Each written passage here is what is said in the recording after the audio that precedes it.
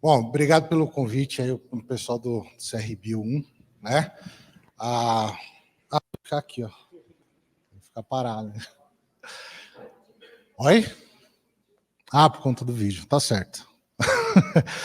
Bom, desculpa se eu ficar engasgando aqui qualquer coisa. Eu estou acostumado a fazer treinamento para os agricultores. Nunca falei no palco assim, nada. Então, mas é isso aí, vamos tocar o barco e vamos ver. O pessoal convidou, então, para a gente falar um pouco de agrofloresta como método de restauração ecológica, tá? Agrofloresta é um sistema muito bacana, todo mundo já ouviu falar de agrofloresta, né? Só que, ultimamente, o pessoal tem falado algumas coisas meio controversas também, utilizando a agrofloresta de uma forma meio errada, né? Por exemplo, como restauração ecológica. Não é restauração ecológica, né?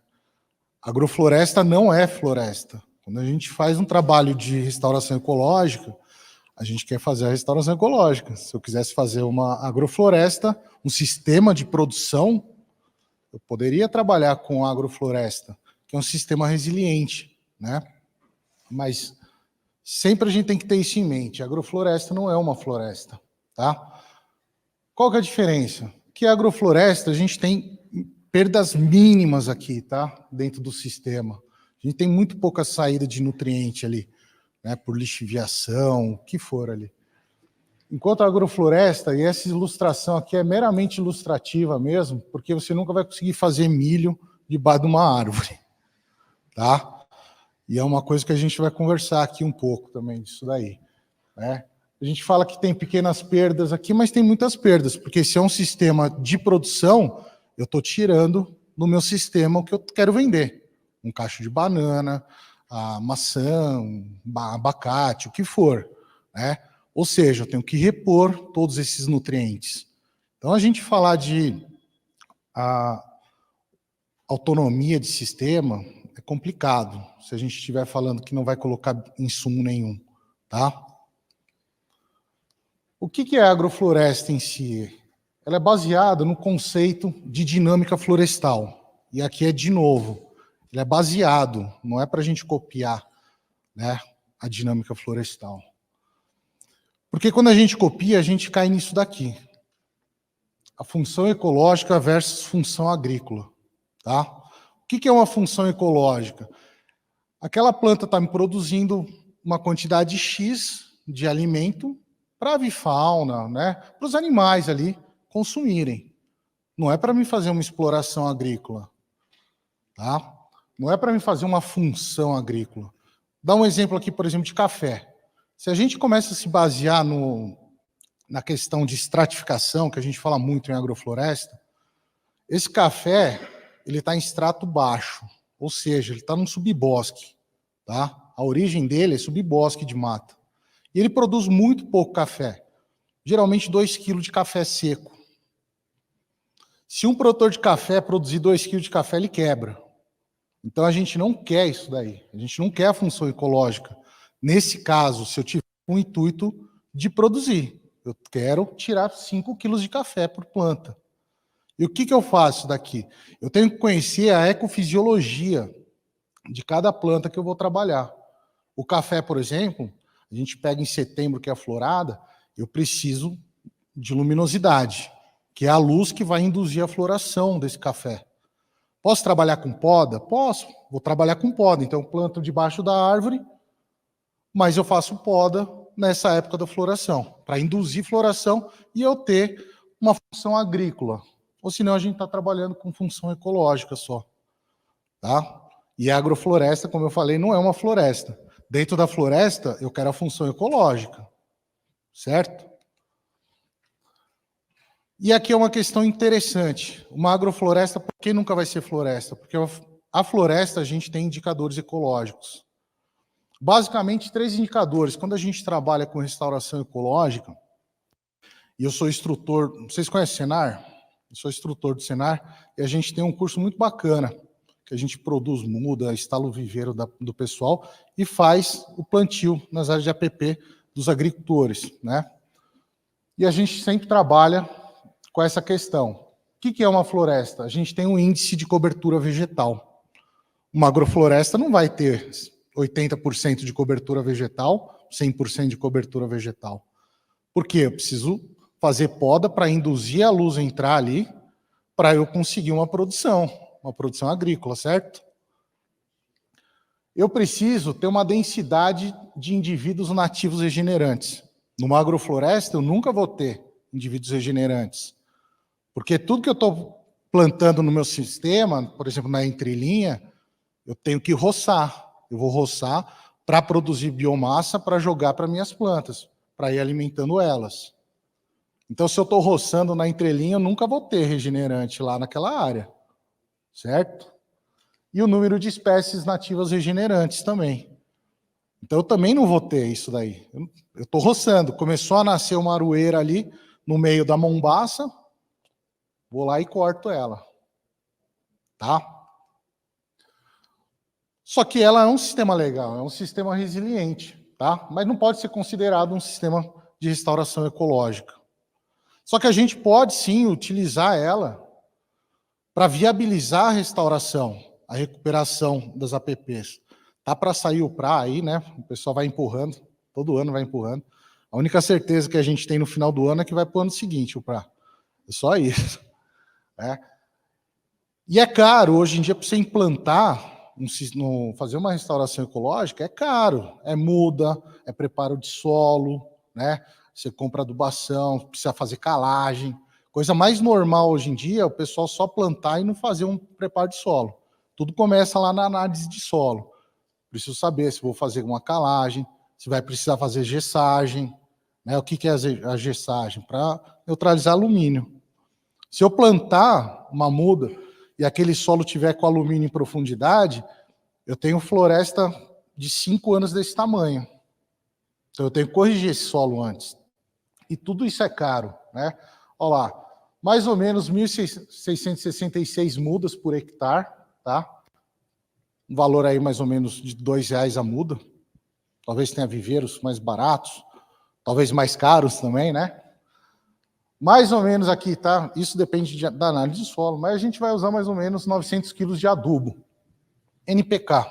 Pode ser orgânico, pode ser químico, o que for, tá? Mas eu preciso colocar. Entrar primeiro com fósforo, que é o nutriente necessário para enraizar, e depois a gente entra com uma adubação de cobertura. Simples, tá? Outros aqui, né, a parte de logística, tudo isso daí, a gente coloca R$1.000 e R$3.000 de mão de obra. Então, hoje, por hectare, um total aqui, ó, dá quase R$11.000. É caro, tá? Mudinha pequena, em tubetinho.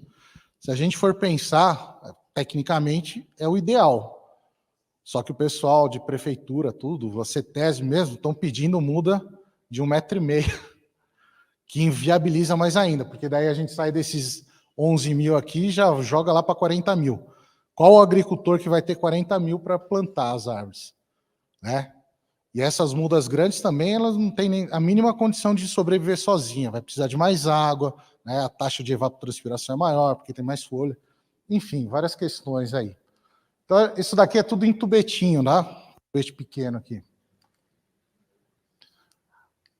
Mas, como eu falei, a gente pode utilizar a agrofloresta e até o novo Código Florestal, novo, né? Já faz 12 anos. 12 não, faz mais, né? 2012. E ele permite, né, a gente cultivar entre as faixas de árvores ali durante 2 anos. Mesmo porque depois de 2 anos, fechou, sombreou ali, né? As árvores vão crescer, vai sombrear, está sombreado, e a gente não vai mais cultivar um alface, tá? O que vai acontecer se eu plantar um alface debaixo de uma árvore? Ele vai estiolar, vocês já viram? Ficar caneludo, né? Não adianta. Então eu teria que podar, só que daí para podar eu já estou tirando o índice. Uma floresta, quando a gente faz o trabalho de recuperação, monitoramento em 2 anos, eu tenho que ter mais ou menos aí 70% de cobertura vegetal. Se eu fizer a poda para entrar a luz, para fazer mais alface, nunca vou chegar nesses índices aí. Mas eu posso plantar na entrelinha esses 2 anos, olha que legal. O custo para a gente implantar 1 hectare de alface, hoje em dia, por volta de 40 mil. Tem bastante variações aí, tá? mas aqui é uma média. O faturamento, o que é o faturamento? É quando eu vendo todos esses pés de alface. E aqui já está calculado, porque eu não vou plantar 10 mil metros quadrados, que é 1 hectare. A gente vai tirar aqui mais ou menos aí uns 6 mil metros quadrados onde eu vou plantar, porque os outros 4 mil é onde estão as mudinhas de árvore nativa. Então eu vou tirar 55 mil aqui, tá? Tributação, então eu tenho lucro de 13 mil aqui só numa safra de alface. Então em 2 meses aí eu consigo pagar a restauração que eu fiz, todo o custo de restauração. Isso é interessante para o agricultor também, né? Porque ele não vai tirar do bolso. O agricultor dificilmente vai querer tirar do bolso para restaurar uma APP ali. E quando a gente consegue colocar isso na cabeça dele, ó, vamos fazer isso daqui para pagar.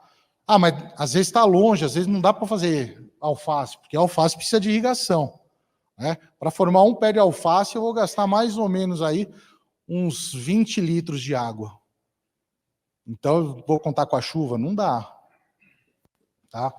E é interessante também, porque se ele estiver cuidando do alface dele ali, ele vai estar adubando as mudinhas que estão lá. Isso é bacana. Tá? Bom, não tem água, então vamos lá, vamos pensar no milho aqui. Ó. O custo para a gente implantar 1 hectare de milho, 3 mil, um faturamento de 80 sacas. 1 hectare hoje a gente está tirando mais ou menos quase 200 sacas de milho aí. Produtividade alta, o nosso agro dá show de bola, tá? Então são 80 sacas, por quê? Porque a gente não planta em 1 hectare inteiro, a gente vai plantar na entrelinha. Tira os 5 mil aqui, ó, mais tributação, mais ou menos aí tributação na roça, a gente paga mais ou menos 1,5% a 2%, tá? Então, ó, quase 2 mil. Se eu ficar 2 anos plantando milho, eu vou ter mais ou menos ali 4 mil, já vai ajudar a pagar. Não vai pagar, não é tão bom como alface, mas já diminuiu o custo de implantação para aquele agricultor. Tá? Então é uma coisa interessante quando a gente fala de restauração, a gente utilizar a agrofloresta como método de reflorestamento, mas não como sistema de produção. Vou ficar 2 anos ali cuidando daquela área, só. E depois eu saio, né? Se é uma área longe, por exemplo, e eu vou plantar, uma coisa que a gente tem que tomar cuidado também, quando a gente fala de introdução de espécies exóticas, né? O que vai refletir isso daí na fauna? Ou para a flora? O que vai acontecer? Então, por exemplo, se eu coloco na minha agrofloresta abacate, e eu larguei, porque a área de APP está longe da sede, o que for, e deixei esse abacate lá, e não vou mais colher esse abacate, o que pode acontecer? O pessoal de fauna pode me corrigir se eu estiver errado, mas quem prefere um pau-viola em vez de um abacate? O tucano vai comer abacate e não vai comer pau-viola. Aí cadê a dispersão de semente do pau-viola? O que vai acontecer?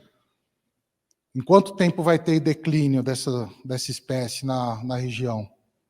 Não é minha área, eu não sou da academia. Então deixo para vocês estudarem isso daí. Mas é dúvida que eu tenho realmente, né? Que o bichinho vai parar de disseminar o pau-viola, vai ficar comendo abacate. Eu também faria isso, é mais gostoso, né?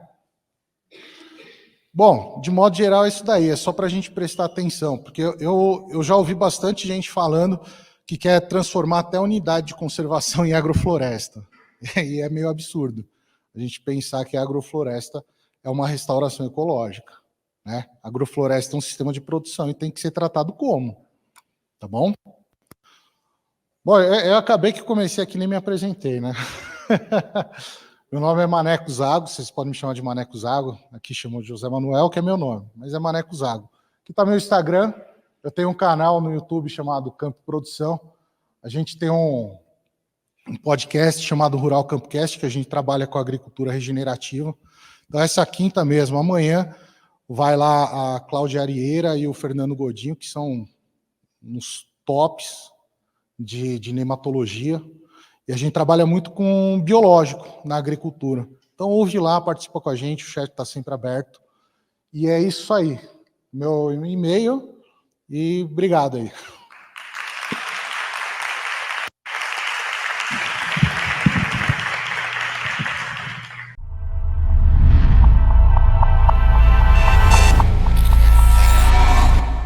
Então, eu acabei mudando um pouco a apresentação, mas vai abordar também essa questão de pecuária. Boa tarde a todos, meu nome é Fernando, sou biólogo, pesquisador da ONG Pantera, e nessa palestra eu vou tentar falar dessa relação do homem com a conservação, e nessa interface a gente viu na palestra do Manuel, nessa questão de agrofloresta, essa interface de atividades econômicas com natureza.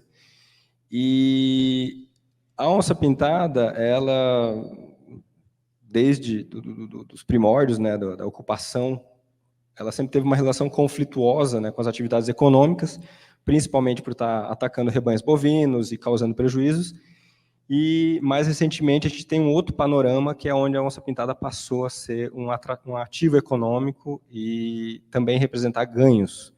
Então, a gente tem esse paradoxo, né, onde a onça ela pode ser um benefício ou um problema, a depender do lado da cerca que ela se encontra.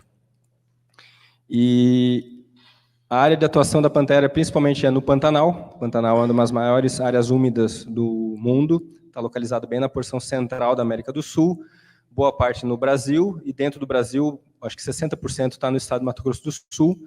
É uma savana inundável, é um mosaico de diferentes habitats, muita área aberta, campo, florestas ripárias, e reconhecido mundialmente pela abundância de biodiversidade, é um centro de ecoturismo na América Latina, e que é um ambiente ocupado há mais de 350 anos pela pecuária. O Pantanal, conjuntamente com o Pampa, no sul do Brasil, eram áreas naturalmente abertas e foram ocupadas pelos sistemas de pecuária extensiva, no qual conseguem coexistir muito bem com a biodiversidade. Então, a gente tem o Pantanal ocupado pela pecuária há mais de 300 anos, 95% do Pantanal são propriedades privadas, e, de acordo com as últimas avaliações, né, de cobertura de vegetação, mais de 80% da vegetação do Pantanal continua ainda no estado preservado. Então, você tem uma atividade econômica que ela consegue ser compatível com o uso econômico, mas, obviamente, é um berço de biodiversidade. Para a onça-pintada, é uma das áreas prioritárias para a conservação da onça-pintada, conjuntamente com a Amazônia. É também área prioritária para outras espécies, como a ariranha, cervo do Pantanal, arara azul. Então, o Pantanal ele é realmente um grande refúgio e que tem uma relevância muito grande para a manutenção da biodiversidade de toda a América Latina. Mas, no contexto da onça-pintada, ela tem essa perspectiva, que é a perspectiva do produtor, dessas pessoas que ocupam 95% do Pantanal, que é quando a onça coloca ou ameaça o rebanho, né, e causa prejuízos econômicos. Então, é a principal ameaça para a onça-pintada, o conflito que ela ocasiona com o produtor rural, e toda e qualquer ação de conservação da onça-pintada no Pantanal, ela tem que intrinsecamente conversar com o produtor, negociar com ele e buscar soluções para reduzir esse prejuízo e proteger a onça-pintada, que é o objetivo final. Então, durante 200, 300 anos, foi esse jogo onde a onça não era bem vista, era um problema, e existiam, de forma tradicional, a caça, a retaliação da onça para controlar essa população e reduzir esse dano. Em outros locais, agora mais recente, a gente vem estabelecendo estratégias para reduzir essa vulnerabilidade do rebanho. Então, a ideia é tornar com que a onça tenha mais dificuldade para atacar o rebanho e, com isso, reduzir o prejuízo e o produtor passar a aceitar, né, a onça pintada. Mas, nos últimos 20, 25 anos, a gente tem um outro cenário econômico, que é o turismo. Então, essa mesma onça que representava perda, ela passa a ser um ativo econômico e movimentar uma atividade crescente e muito produtiva, que é o turismo de natureza. Então, a gente tem no Pantanal um dos melhores lugares do mundo para observação de onça-pintada, onde milhares de turistas, principalmente internacionais, vêm todo ano, onde a gente tem um cenário de documentários sendo feitos mostrando a onça-pintada. Então, quando eu era criança, eu não via documentário de onça-pintada, eu via lá o leão, o tigre, e agora tem toda uma nova geração vendo a onça-pintada. Então, além do turismo estar sendo benéfico para o Pantanal, para o pantaneiro, trazendo renda e movimentando uma economia lá, ele também está divulgando a espécie. Então, se a gente vê apresentações sobre onça-pintada, e eu estava no festival semana passada com pesquisadores de toda a América Latina, a maioria das fotos em vida livre eram do Pantanal e eram onças que eu conhecia por nome. Então, isso ajuda a divulgar a espécie e é uma ferramenta para conservação. Então, eu fiz meu doutorado tentando responder essa pergunta em como que esse turismo pode ser uma ferramenta para a conservação da onça, porque isso envolve economia, isso envolve pessoas, isso envolve a relação do homem com a natureza. Eu acho que isso que vai conectar essas 3 apresentações, né, dessa mesa redonda. E, basicamente, a ciência, há uma ciência por trás dessa atividade de turismo, entender como que o turismo se relaciona com a biodiversidade, quais são os benefícios, quais são os impactos. Então, tem revistas especializadas, tem uma literatura especializada em turismo de observação de fauna. Há toda uma seara, né, que envolve tanto a questão de ecoturismo, turismo rural, a relação humana, turismo de consumo, que é, por exemplo, o turismo de caça, que acontece lá na África, na Europa, Estados Unidos. Então, é uma diversidade de relações humanas com a biodiversidade, e nesse meio tem o turismo baseado na observação de fauna, que é onde eu atuo com a onça-pintada no Pantanal. E o Pantanal, ele tem essa característica de ser uma savana, ambiente aberto, uma biodiversidade muito abundante, você vê a fauna lá, então isso transforma o Pantanal naturalmente num destino para fins de turismo. Iniciou há muitas décadas atrás, principalmente com birdwatching, com observação de aves aquáticas, que são muito abundantes, e o Pantanal, em termos de turismo, a gente tem tanto o Pantanal Sul quanto o Pantanal Norte bem desenvolvido, com diferentes abordagens. No Pantanal Norte, você tem muitas áreas protegidas, que são esses polígonos escuros, e uma rede hidrográfica bem rica, onde o turismo ocorre tanto nas propriedades privadas, associada a um turismo rural, quanto nas áreas protegidas, na Estação Ecológica do Taiamã, no Parque Nacional, no Parque Estadual Encontro das Águas, no Sesc Pantanal. Então, é um turismo também dentro de áreas protegidas e em áreas de uso comum, que são os rios. Já no Pantanal Sul, você tem uma única área protegida grande, que é o Parque Estadual do Rio Negro, e boa parte do turismo ele ocorre dentro de propriedades privadas, e são essas fazendas que elas atuam de uma forma equivalente, como se fosse uma área protegida, porque tem esse propósito de mostrar a biodiversidade, então elas também garantem, né, a manutenção dessa biodiversidade nesses locais. E o turismo de onça, essa foto é muito impactante, porque você vê, eu sempre lembro daquela cena do leão com o gnu, de 20, 30 anos atrás, quando era criança, e agora a gente tem essa foto. Minha filha vê essa foto da onça com o jacaré, e quantos vídeos que a gente vê viralizar na internet da onça pulando e pegando jacaré. Então, isso é algo novo. Se a gente perguntar para um fazendeiro 20 anos atrás, 30 anos atrás, você acredita que vai ter uma indústria de turismo de onça, onde a onça vai ser personagem documentário? Não. Há 20 anos atrás, os pesquisadores que lá estavam no Pantanal raramente viam onça. Porque para a onça ser um produto econômico, você tem que garantir a observação dela. Ninguém vai pagar $5.000, ou a última estimativa que a gente fez, o turista gasta em média $800 por dia para estar lá. Ele não vai gastar esse montante se ele não tiver garantias que vai ver a espécie. Então, a onça, nos últimos 20 anos, vem gradativamente ficando mais fácil de ser observada e, com isso, se transformando num produto econômico. E o Pantanal ele tem características únicas que favorecem isso. Você tem uma população vigorosa da espécie, uma abundância alta, você reduz o conflito nessa região, então você reduz o conflito com o produtor, essa onça deixa de ter medo do ser humano, você tem um processo de habituação, e aí entra a parte ecológica. A população de onças ela começa a ficar alguns indivíduos habituados, aí as fêmeas começam a ficar habituadas, aí as fêmeas têm os filhotes, e os filhotes já nascem ali vendo os barcos, vendo as pessoas não como um problema, não como uma ameaça, e aí a cada nova geração de onça, você vai aumentando exponencialmente a quantidade de indivíduos habituados, e depois de 20 anos nesse processo, você tem uma população de onças habituadas, no qual você garante esse tipo de imagem, esse tipo de produto, que dá emprego, renda, diversifica toda a atividade econômica de uma região que é predominantemente de pecuária. Então, você traz um benefício social também para toda a região.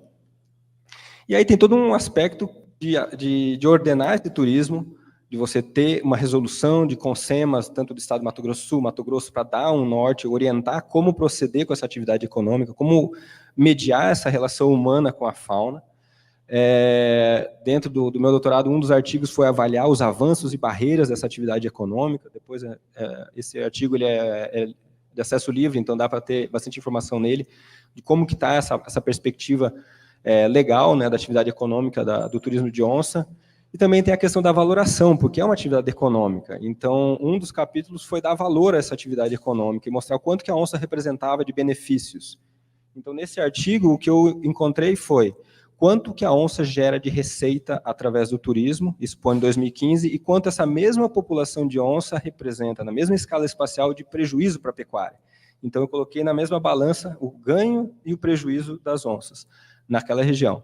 Então, para o ganho, eu fiz umas contas bem simples de multiplicar a quantidade de turistas, a taxa diária, né, da pessoa e quanto que ele ficava por dia. E do prejuízo, eu também peguei a porcentagem do rebanho que era predado nas regiões vizinhas e criei um rebanho hipotético para utilizar a mesma área espacial do turismo e ver quantos bois hipoteticamente seriam mortos naquela região por onça. Então, basicamente, o que eu encontrei foi que naquela mesma área, que é equivalente a 81 mil hectares, as perdas eram de torno de 121 mil dólares, já os ganhos eram 6 milhões 827 mil dólares, então são 56 vezes mais ganhos do que prejuízo. Mas para o seu Juca, que é produtor rural, que está lá vizinho e não tem turismo, não interessa. É pior até, porque ele está vendo o vizinho ganhar dinheiro no que ele está perdendo. Então, a gente tem que integrar as atividades econômicas, criar canais de diálogo, porque conservação não é com a onça. A onça está lá, desempenhando o papel ecológico dela. A conservação é com as pessoas. Então, você lidar com esse problema com as pessoas. E aí, trazer oportunidades para o seu Juca, trabalhar e se envolver com o turismo, ou criar mecanismos que, pelo menos, compensem um pouco do prejuízo que a onça causa na região. Então, isso é um caminho que é o que eu falo para os fazendeiros, não tem volta. A partir do momento que ele começa a se envolver com o turismo, é uma nova receita, é uma nova atividade econômica que a gente tem N exemplos no Pantanal onde se mostrou eficiente e que reduziu, né, essa relação conflituosa com a onça pintada e criou o que a gente chama de paisagem de tolerância. Não é que o fazendeiro vai ser amigo da onça, mas ele vai tolerar porque ele entende que o vizinho está ganhando dinheiro, que ele vai permitir que o carro safari entre na propriedade dele por 20 dólares por turista e vai ter uma receitinha ali para ele compensar o prejuízo. Então, isso tudo vai integrando a comunidade, as pessoas, com a conservação da onça pintada, que é o meu principal interesse.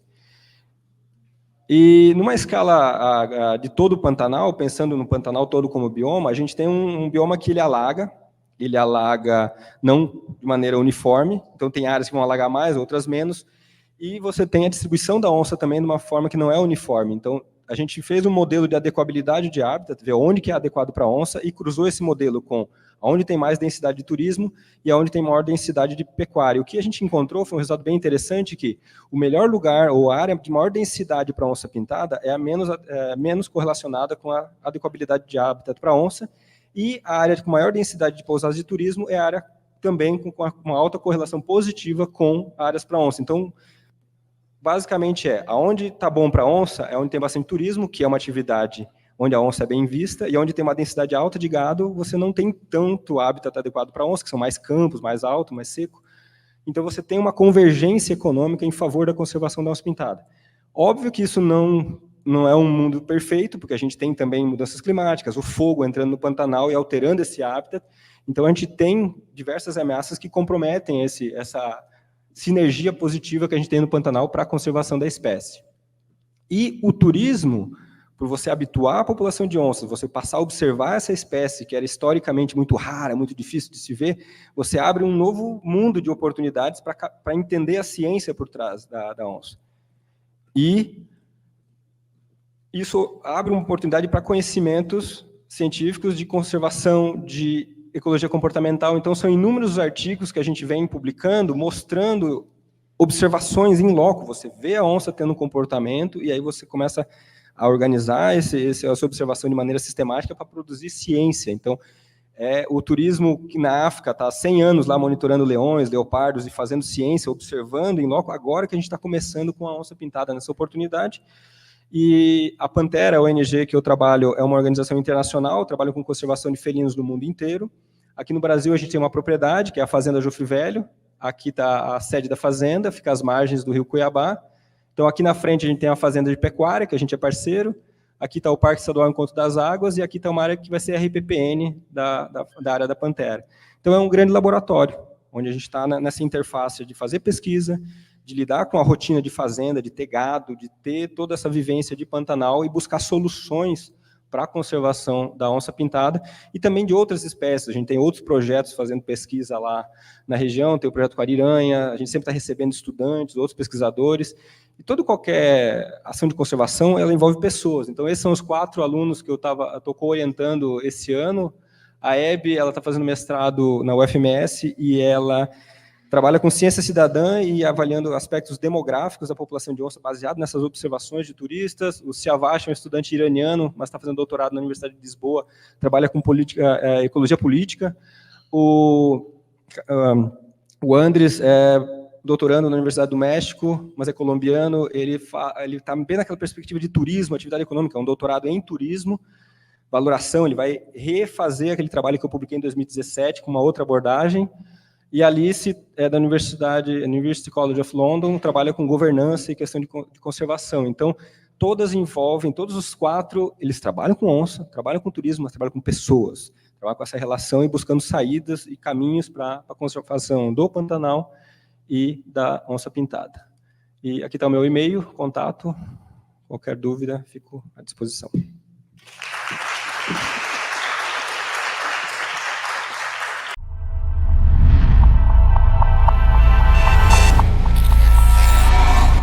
Boa tarde a todos e todas. Obrigada pela participação de vocês aqui nesse momento. É muito bom a gente compartilhar todo o conhecimento com futuros biólogos, biólogas, outros já consagrados aí na carreira. Então, agradeço a oportunidade de estar aqui entre vocês. E vou falar hoje sobre articulação de restauração para restauração socioecológica. Então, tudo começa com uma sementinha que ela pode ser semeada e essa semeadura da restauração ela tem que estar entre as pessoas que têm o objetivo de restaurar um determinado ambiente. Então, não sei se todo mundo sabe, mas a ONU declarou nós como um período, essa década da restauração. Então, tem 10 anos aí para a gente lutar para que realmente virá restauração no mundo inteiro. Então, o objetivo de interromper, o que seria a restauração? Interromper, reverter a degradação dos ecossistemas em todos os continentes. Então, desde essas últimas décadas, temos muitas metas globais e nacionais relacionadas à restauração em uma escala imensa. Então, por exemplo, a Convenção da Biodiversidade tem meta de restauração de pelo menos 15%, de todos os ecossistemas degradados do mundo. É muita coisa, a gente teve esse desafio do Boom Challenge, que foi um objetivo mundial de restaurar até 2030 350 milhões de hectares. Então, são áreas imensas. E no Brasil, a gente tem o Planaveg, que o objetivo é restaurar 12 milhões de hectares até 2030.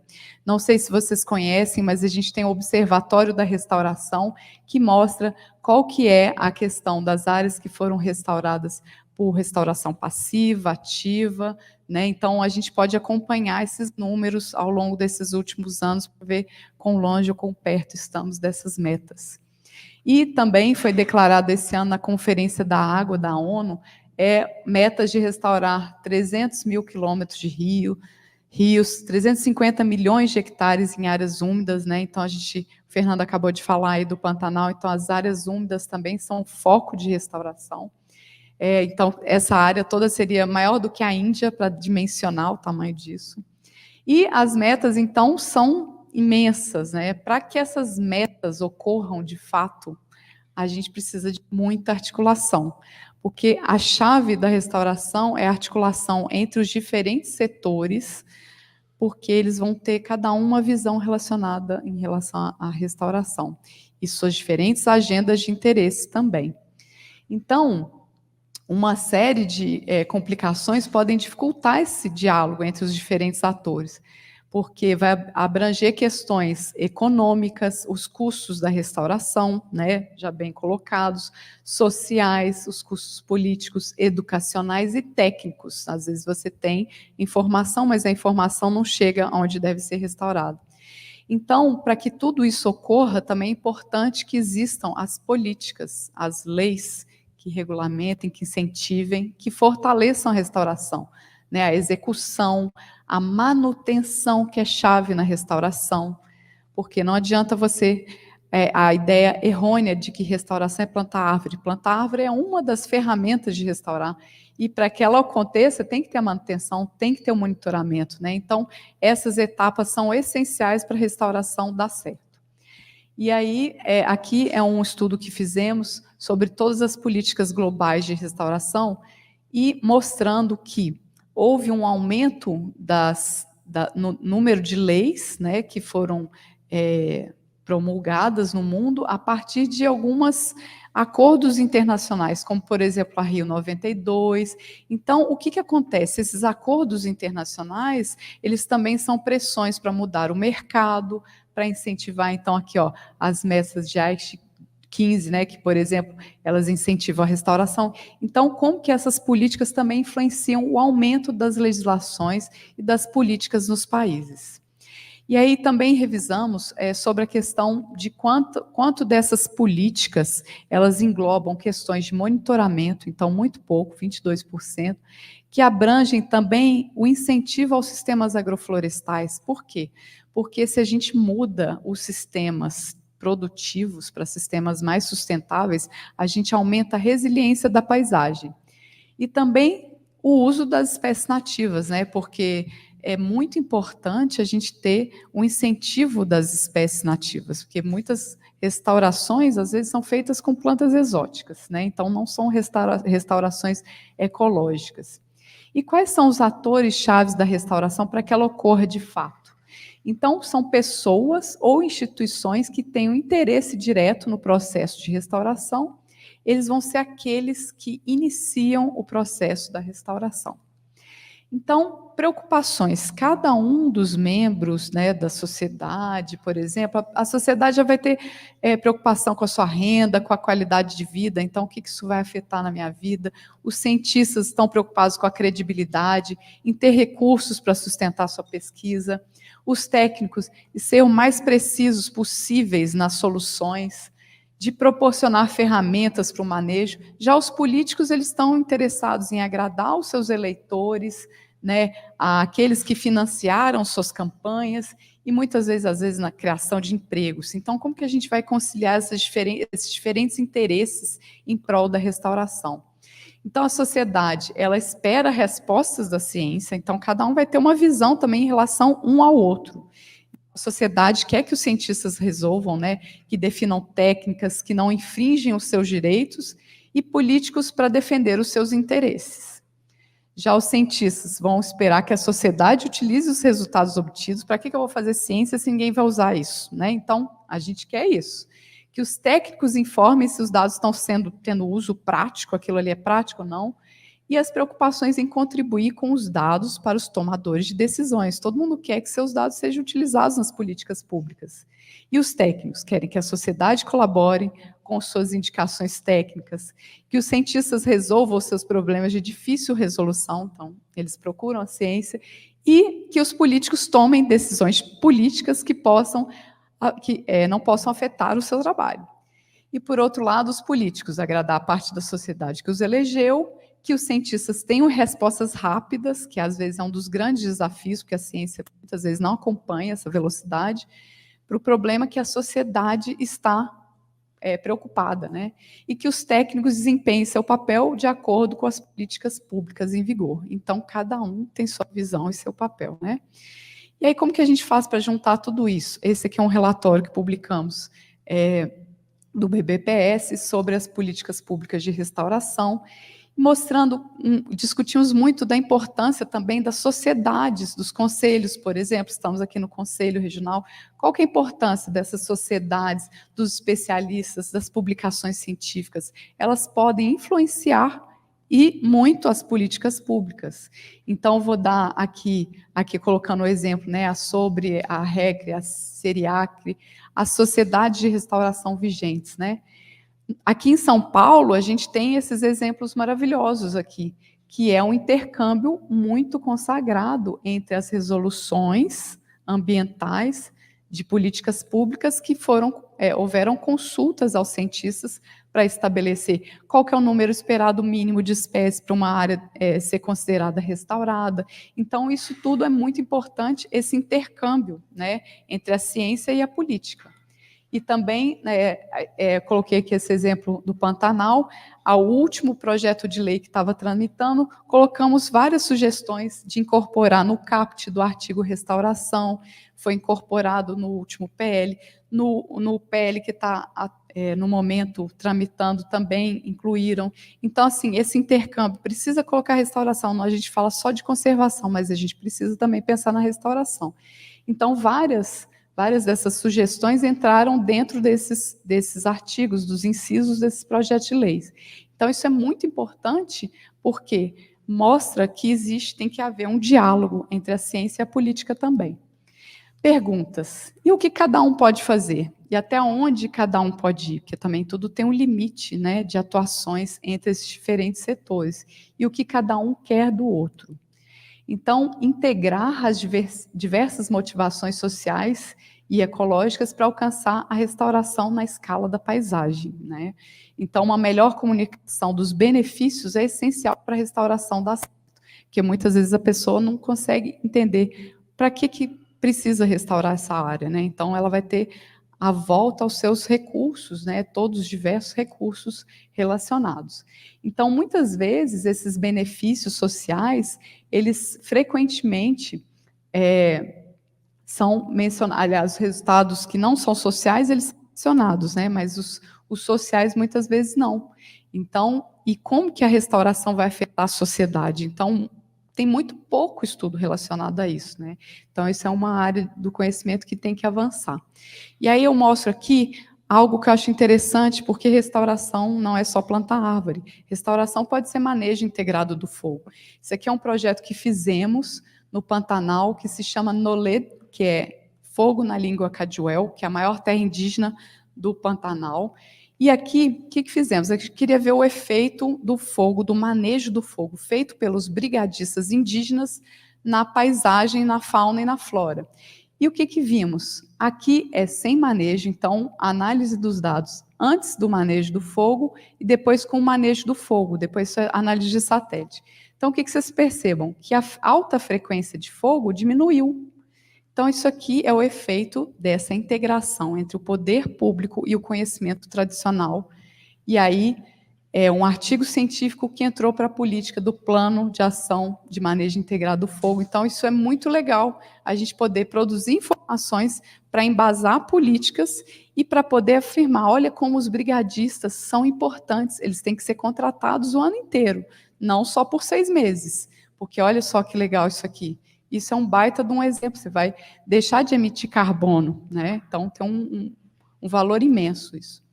E aí, com isso, a comunidade vai se envolvendo cada vez mais nas ações de restauração, na coleta de sementes, na produção de mudas, isso envolvendo todas as pessoas da comunidade, as crianças, os adultos, os idosos, e é muito importante integrar essas pessoas na restauração.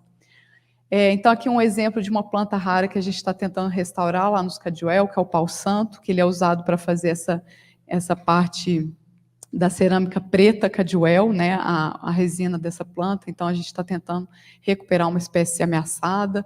Então, a restauração ela pode ter vários focos, né? E quais são os dilemas da restauração? Então, um deles é a disseminação do conhecimento. Apesar da existência de várias lacunas, né, do conhecimento, uma grande quantidade de informações já existe, né? A gente já tem muitos. Publicamos um artigo há um tempo atrás sobre todo o conhecimento de restauração. Depois vou colocar aqui, vocês podem acessar. Então, tudo de restauração tem muita coisa legal para a Mata Atlântica, mas alguns biomas não tem nada. O Pantanal tem um artigo, entendeu? Então, tem muitas lacunas. Falta de financiamento. Então, ao mesmo tempo que falta financiamento, né, existe um financiamento que é chave, que é o projeto de longo prazo, porque às vezes não adianta você plantar se você não tiver a manutenção da braquiária, por exemplo, que é uma espécie invasora que vai acabar com a sua muda, né? Então, financiamento de longo prazo. Então, e outra coisa, o financiamento onde ele mais é necessário. Então, às vezes, as pessoas que mais precisam, que mais dependem da natureza, não têm acesso a esses financiamentos, a esses recursos. São as pessoas que são mais afetadas pelas mudanças climáticas, por exemplo.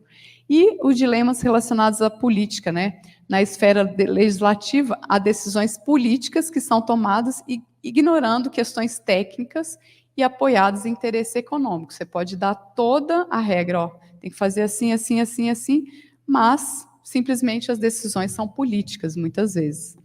Então, apesar do conflito de interesses entre as instituições e os indivíduos envolvidos, o diálogo e a inclusão de todas as partes deve ser integrada, né, para poder resolver questões legislativas, econômicas, sociais, científicas e práticas. E esse diálogo nunca é fácil, né? Então, aqui dando um exemplo de um projeto que temos feito agora com o Ministério Público. Então, o promotor procurou os nossos laboratórios para a gente fazer um estudo relacionado a quais áreas seriam prioritárias para restauração e para manejo de fogo. Então, fizemos então um estudo que mostra, por exemplo, as áreas prioritárias para restauração no Pantanal, e aí com cálculos de custos relacionados a isso. Esse foi o primeiro estudo, já estamos lançando o segundo agora, mais preciso, porque incluímos a camada de espécies sensíveis ao fogo e quais seriam as áreas que, onde tiver maior degradação do fogo, ela seria como se fosse um indicador de organismos que também seriam mais afetados, mesmo que o Pantanal seja tolerante ao fogo. Algumas áreas, se ficarem queimando recorrentemente e tiverem espécies ameaçadas e sensíveis, elas vão ter que ter atenção especial. E aí uma delas aqui, um projeto que estamos fazendo com a etnia terena, que a ideia é restaurar uma área que está com fogo recorrente e que também é uma nascente. E aí é importante ver como que a água ela pode voltar, né, após o processo de iniciação da restauração, não só plantando árvore, mas fazendo terraceamento, isolamento, manejo integrado do fogo, a gente faz o acero em volta, faz queima prescrita. Tudo isso, a gente vê o resultado da melhoria desse ambiente. E essa ampla participação e integração de todos é essencial, tá? Para que a restauração ganhe escala e qualidades necessárias. Então, os limites e responsabilidades, cada um vai ter um limite, né? Então, os técnicos, eles podem treinar, mas eles não podem recomendar, por exemplo. Às vezes a ciência pode recomendar, mas às vezes não pode decidir, a decisão vai ser das comunidades. Então, é muito importante aprender com conhecimento tradicional. Então, manter o diálogo entre a ciência e o conhecimento tradicional é essencial, porque muitas vezes a gente vai mais aprender com eles do que ensinar. E isso também é importante, ter capacitação técnica, né? Porque às vezes eles sabem, mas não têm ferramentas para atuar. Né? O manejo do fogo é isso, agora eles estão blindados de pré-fogo de amarelinho, conseguindo fazer o que eles já sabem fazer. Então, difundir os resultados é muito importante, a comunicação dos resultados para todas as partes interessadas na restauração. Então, para impulsionar a restauração, a gestão participativa em ações prioritárias é essencial, tá? Então, considerando prioritárias de cada um desses setores todos que a gente está falando aí, que são vários, né? Vários envolvidos, comunicadores, financiadores, comunidades tradicionais, vários. Então, uma necessidade de consenso, um intenso intercâmbio para chegar no desenvolvimento colaborativo com objetivos compartilhados para a restauração. E o consenso é muito difícil, né? Então, a gente estava comentando agora sobre a lei, o novo projeto de lei do Pantanal, que também está com, teoricamente, mais consenso, mas é muito difícil, a gente tem que analisar profundamente todos esses aspectos para ver até que ponto que existe, de fato, um consenso, né? Então, ir até onde as pessoas estão, trazer cada vez mais as comunidades tradicionais para os congressos. Então, dou destaque aqui para o Congresso de Restauração, que foi em Vitória, ano passado, que as comunidades indígenas foram convidadas pela primeira vez, as comunidades indígenas vieram ao Congresso de Restauração. Então, isso é uma mudança muito importante para ser levada para todos os congressos. Então, aproximar, às vezes a gente dá disciplina na universidade, então trazer as pessoas de fora, abrir como aluno especial, trazer técnicos, pessoas da área jurídica, para fazerem essas disciplinas, até para a gente ter o parâmetro prático e eles terem o parâmetro científico. Então, é muito importante aproximar todos esses setores dentro da universidade mesmo. E contar com o empoderamento feminino, né? Porque as mulheres melhoram a qualidade da restauração, isso já é comprovado. E são, por ser muito determinadas, a gente está escrevendo um trabalho agora sobre isso, então a importância das mulheres para a restauração, né? Então, elas, por exemplo, no Xingu, muitas mulheres que coletam sementes, aqui na rede de sementes lá dos Calunga, então as mulheres coletando sementes com as crianças, e aqui já no Rio Grande do Sul, também idosos, crianças, todos juntos aí em prol da restauração, e aqui mostrando a importância de trazer as mães também para os congressos, né? Então, isso aqui foi o congresso em Foz do Iguaçu. Foi super complicado para conseguir levar criança, estava com um bebezinho na época, então agora os novos congressos aí, passando aperto em 2017, os congressos já contam com área, com o setor de bem receber, todos os congressos de restauração têm, então na época passei esse aperto aqui, mas agora, então para a próxima geração continuar cobrando isso, para que as mulheres se integrem mais. Inclusão das crianças em todos os processos de restauração, muito importante. A gente faz beneficiamento da semente junto à criançada toda, leva para plantar também, para coletar. Então, assim, isso é importante. Por quê? Porque elas coletando, beneficiando, semeando, plantando, eles vão ter uma memória afetiva e vão realmente cuidar daquela área. Ensinar, por exemplo, quais são as plantas nativas que podem ser utilizadas, comestíveis, né, para a gente sair daquela comida normal, né? Então, esse conhecimento está sendo perdido. E essas crianças que darão prosseguimento ao processo de restauração, então elas devem ser incluídas, né? A geração restauração aí. E eu agradeço aqui, primeiramente, a todos os estudantes, né, os alunos da graduação, pós-graduação, que ajudam todos esses estudos, todos os financiadores, apoiadores dos nossos projetos. Agradeço a paciência de vocês. Deixo aqui obrigado. Nós temos uma página no Instagram, página na internet, se vocês quiserem seguir, o Laboratório Ecologia da Intervenção, e aí é o Lei, e estou aqui para as perguntas. Obrigada.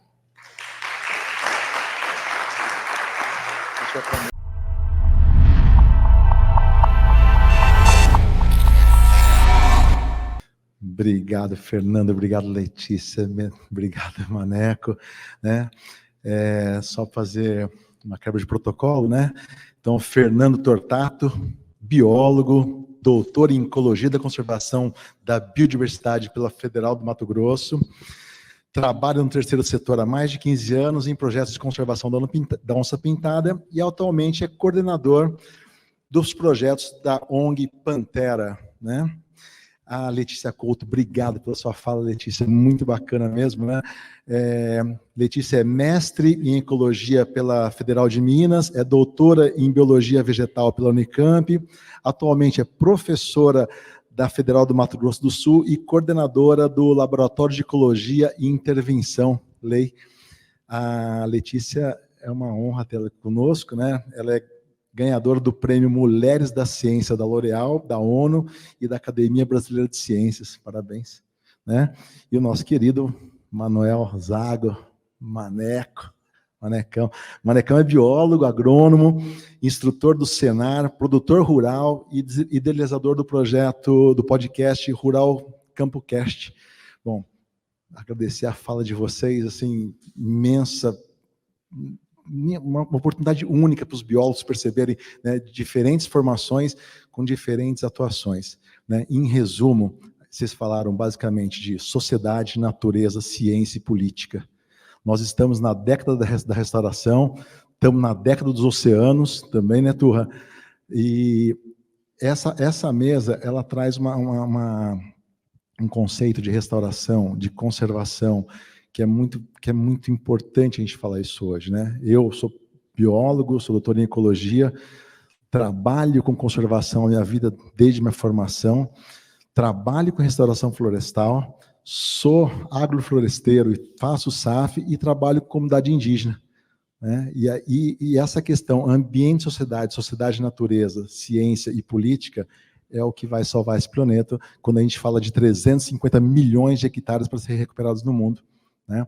E aí eu queria já lançar a primeira pergunta para a mesa, né, das perspectivas de vocês em cada área, desses processos de política pública e restauração florestal. A gente está muito longe ou está muito perto de atingir, e o que falta? Onde está o gargalo para a gente fazer restauração, conservação e inserir a sociedade nesse tripé: restauração, conservação, né, e recuperação de áreas. Excelente pergunta.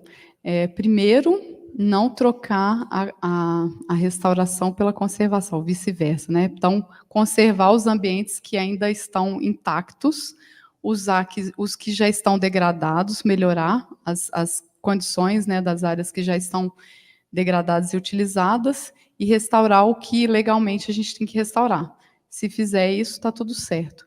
Então, assim, o Brasil, se ele for incisivo nas suas políticas, na política mínima, né, alterou a lei do Código Florestal, foi alterada, né, a gente perdeu muita área que deveria ser restaurada, mas se essa política foi implantada, o Planaveg, né, que está sendo reavaliado, então a gente tem uma política nacional que está sendo reconversada, né, então isso aí, dando escala, é o que importa, né.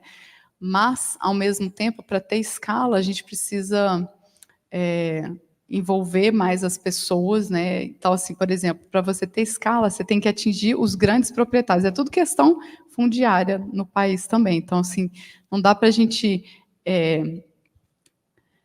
não considerar a questão política na questão ambiental, né? Então, se a gente pensa que para você ter escala em restauração, você tem que influenciar os grandes proprietários, mas ao mesmo tempo, os pequenos proprietários têm muitas oportunidades de ganhar recursos com isso, então a restauração vira uma oportunidade, né?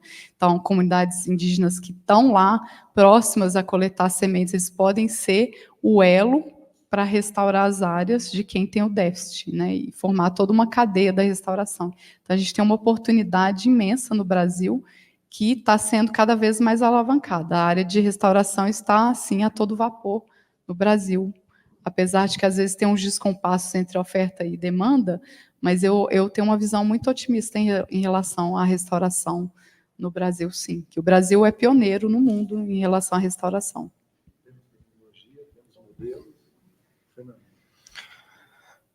Na perspectiva de conservação, e vou usar, por exemplo, a onça-pintada como um exemplo, tem várias populações, né, que elas vão necessariamente ter que, para garantir a perpetuidade dessas populações, ter que ter ações de restauração de hábitat e proteção de áreas, né, que tenham sistemas produtivos, como a agrofloresta, que sejam mais permeáveis para a espécie. Então, são várias regiões, por exemplo, América Central, o Brasil, no contexto de Mata Atlântica, Cerrado, onde a restauração ela é essencial para aumentar a quantidade e qualidade de hábitat para essas espécies. Então, eu falo da onça, mas isso vale para toda a biodiversidade. Então, a gente tem esse caminho que é extremamente importante, e ele tem essa interface da restauração, onde o Brasil está sendo pioneiro, como a Letícia falou, e também tem essa interface com o produtor, que é o que o Manuel falou,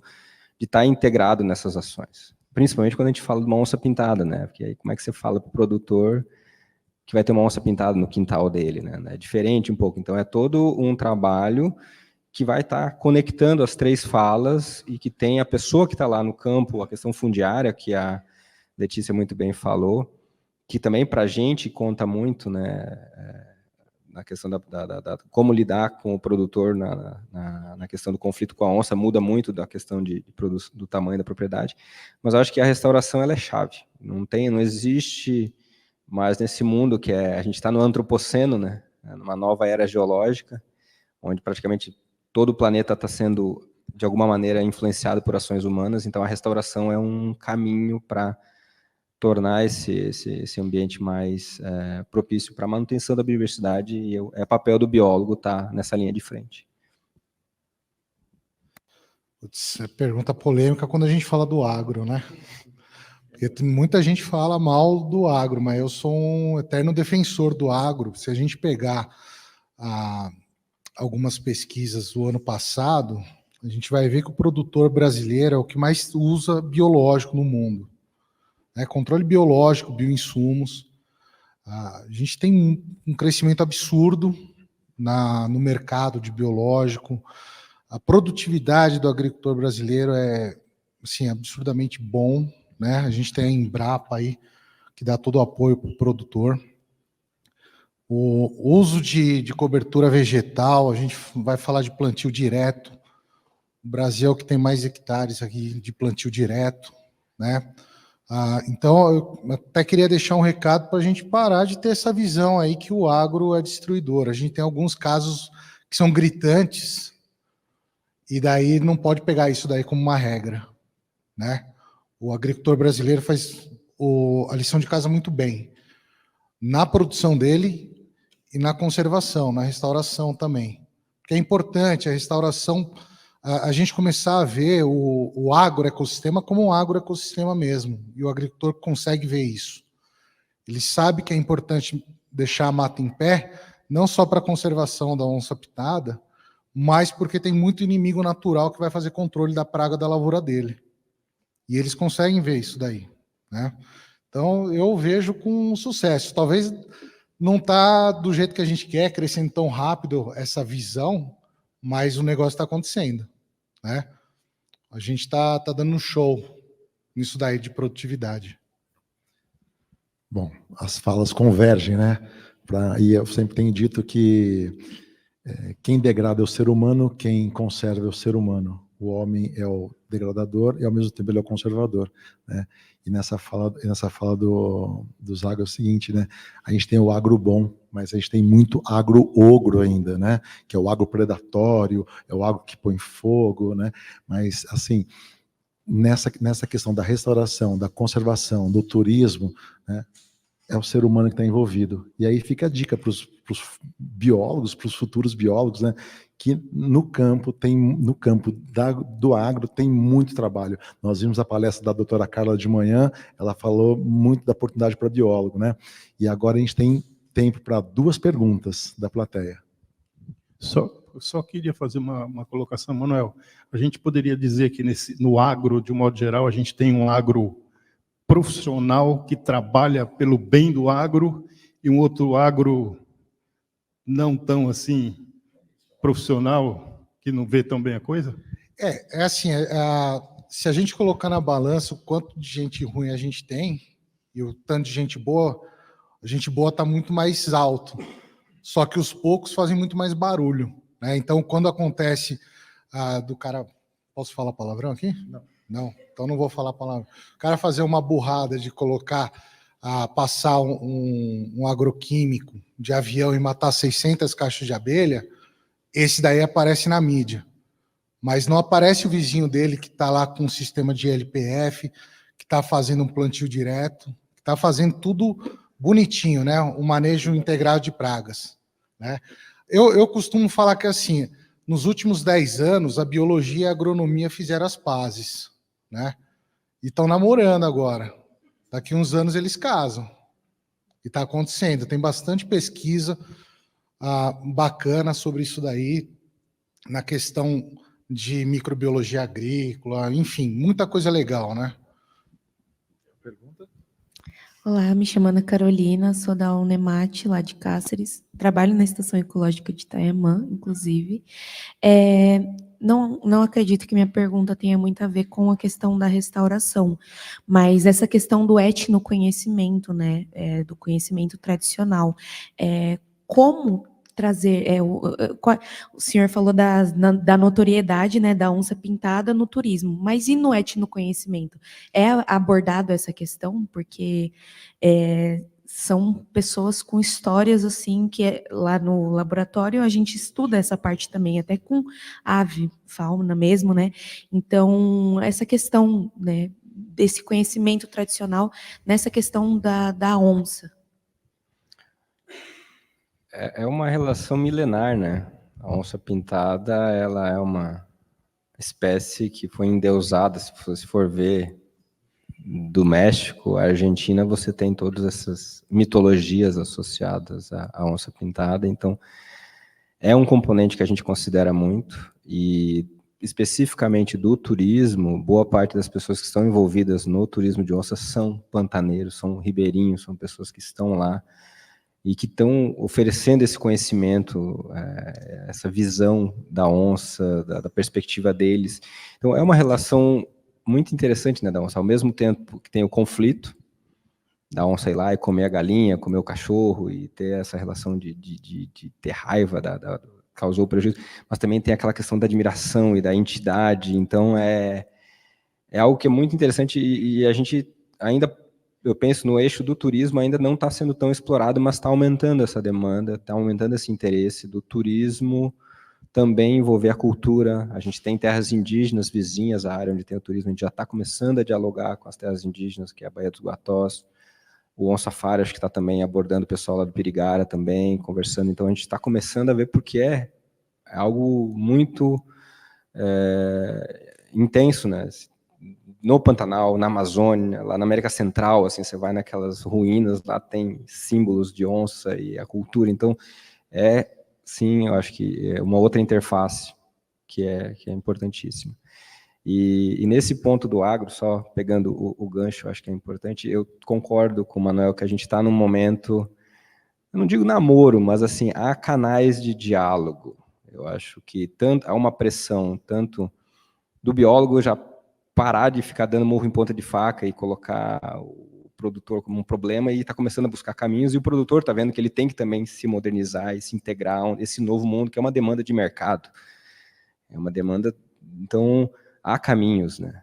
E assim, ao mesmo tempo que o produtor vem me reclamar, você é de ONG, eu falo, você é produtor, a gente fica discutindo e dando risada, mas assim, a gente tem que chegar num consenso, e eu acho que é um caminho que eu estou vendo muito mais portas abertas do que há pouco tempo atrás, há 15, 20 anos atrás, era bem mais complexo. Acho que então a gente está tendo... Eu acho que essa parte de restauração também, são coisas novas, né? A gente pega o produtor rural, ele sempre tem uma coisa muito conservadora, tradicional, no modelo de sistema. Então, tudo isso aí para ele é novidade. Então, a gente está trazendo essa novidade para a gente, faz parte do nosso mundo, né? Mas para ele não. Então, a gente tem que ter o tempo de... Eu acho que essa nova geração está vindo mais aberta, acho que eu estou sendo bem otimista. Toda e qualquer ação de conservação, você tem que ser otimista, né? Então, eu sou otimista nisso também. Gente, as duas perguntas já foram feitas. Mais alguma pergunta? Tem uma aqui, por favor. Por favor. Boa tarde, eu sou Fernanda, sou formada pela UFSCar de Sorocaba. E eu vou ser um pouco mais incisiva que a minha colega na minha pergunta. Ela segue a mesma linha, mas eu fiquei me perguntando, sempre fico me perguntando, na verdade, porque no Pantanal a gente vê esses eco-resorts e essas grandes estações ecológicas e esse turismo bem intenso, mas sempre voltado muito para o turista que é internacional. Então, a gente vê pouco, a gente mesmo não tem tanta oportunidade para frequentar isso.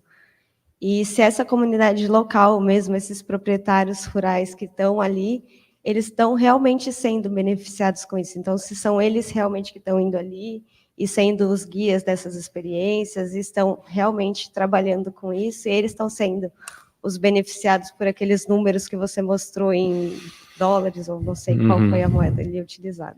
Então, eu respondi uma pergunta bem parecida com essa semana passada, no festival, que essa questão é turismo para quem, né? Quem tem $700 por dia aqui para ir para o Pantanal ver onça?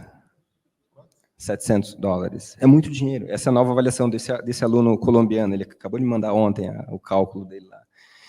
Eu tinha estimado 10 anos atrás por volta de 300, 400, mas agora aumentou um pouco a demanda. E a questão do preço e valor é lei do mercado. Tem uma demanda violenta e simplesmente está dolarizada a economia. Então, por mais que a gente tenha um esforço de trazer pessoas e democratizar esse turismo, as pousadas elas vão atuar numa lei de demanda, oferta, e como tem toda essa demanda muito forte do estrangeiro, que já tem toda essa cultura de turismo de natureza, é muito difícil moldar isso, não somente no Pantanal, mas em outros destinos na Amazônia, em outros lugares do mundo também é muito difícil democratizar esse turismo.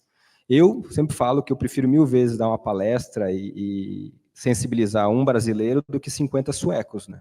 Porque esse brasileiro vai fazer muito mais diferença para a conservação da onça do que 50 suecos lá, que vão vir em Pantanal, ver um pouquinho de onça e depois vão voltar para o país dele. Só que é um desafio. Em relação a essa questão da integração do pantaneiro, das pessoas que estão lá com o turismo, a gente tem muitos exemplos, por exemplo, em fazendas no Pantanal Sul, onde o vaqueiro se transforma em guia. E aí ele vai levar o turista para andar a cavalo e falar da natureza e falar do Pantanal. Isso é muito comum. A gente tem alguns exemplos de pessoas locais que viraram primeiro motorista, aí depois aprendeu um pouquinho de inglês, virou guia, e agora é dono de pousada e operadora, e o cara mudou a vida da pessoa. Então, a gente tem o ribeirinho muito envolvido com o turismo, então a gente tem, no turismo, uma atividade econômica muito mais democrática, por exemplo, que a pecuária. Porque a pecuária vai ter uns 5 vaqueiros, vai depender do tamanho da fazenda, do tamanho do rebanho, mas vai ter o vaqueiro, uma cozinheira e o proprietário, e aquele sistema que uma pessoa vai ganhar muito e aquela base ali com o salário mínimo, quando ganha certinho no dia. E o turismo não, você tem toda uma hierarquia dentro de uma estrutura logística, desde a pessoa que está lá na limpeza até um atendente, um guia, um operador. Então, você diversifica as oportunidades de trabalho e você agrega valor para a biodiversidade. Então, isso é uma coisa isso é um conflito interno que eu tenho com muitos ribeirinhos. Um dos ribeirinhos que ele, inclusive, matou uma onça um tempo atrás, uns 3 anos atrás. E eu tenho muita intimidade com ele, ele fala para mim abertamente, ele falou, Fernando, eu ganho dinheiro com onça, eu mudei minha vida com onça. Eu levo os turistas com o barco, eu conto as histórias, só que a onça começou a vir comer cachorro e entrou dentro da minha varanda e tem meu filho pequenininho e eu tive que matar a onça. Eu falei, tudo bem. E era uma coisa que você faria normalmente no passado, só que agora ele está num conflito interno, que ele, poxa, porque ele estava numa culpa, assim, ele meio que ele foi se confessar para mim, assim, eu falei, não, tudo bem, eu te entendo, eu entendo a tua realidade, mas, assim, é algo que está acontecendo, e isso o produtor rural também mexe muito com ele, porque ele, historicamente, o vô matava onça com zagaia, o pai matava onça com cachorro, e aí ele não quer mais matar onça, porque o neto fica doido se escutar que vai matar onça. Então, a gente tem todo esse conflito das pessoas com essa atividade econômica, com a onça. Eu acho que é interessante, mas, claro, tem que buscar caminhos, né? Por exemplo, nesse ponto, que é o turismo para quem, né? E eu acho que, não sei, é um desafio e a gente está em busca das respostas ainda. E eu tenho outra Obrigado, pergunta, Fernando. Rapidinho. Em relação, essa é para a mesa em geral, que em relação às reservas legais, na prática, se elas podem ser utilizadas como uma ferramenta de recuperação florestal no contexto de uma paisagem, assim. Letícia? Quer responder? Pode Eu que respondeu. Não, você.